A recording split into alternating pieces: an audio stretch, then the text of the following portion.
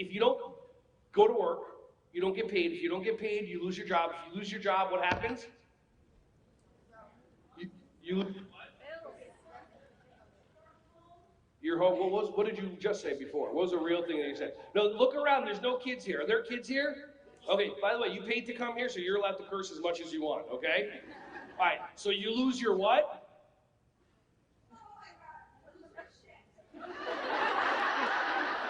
Oh my God, I've never heard that word before. But when one of your 3-year-olds does it, it's like, oh, that's fun. Oh no. You lose your stuff, you get kicked out of your house, you're homeless, keep on going, all these different things. But in our mind, because we feel like we have to go to work, how many of you have to pay your electricity or heat bill or your air conditioning bill?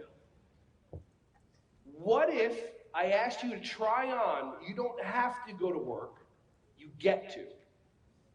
You don't have to pay your electricity bill, you get to. Do you know anybody in your life that wishes they could get to go to work? Do you know anybody in your life that wishes that they could get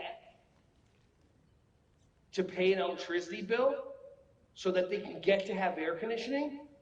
See, a lot of the things that we do is we become victims in our own mind. And when we say things like, I have to go, while you're writing, like we say things, I have to go to work.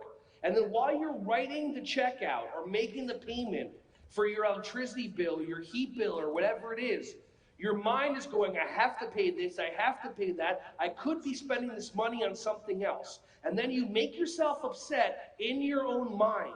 And then you become a victim of your own mind. Hey everyone, thank you so much for watching my videos. Ron Schwally here. Just wanted to say I appreciate you.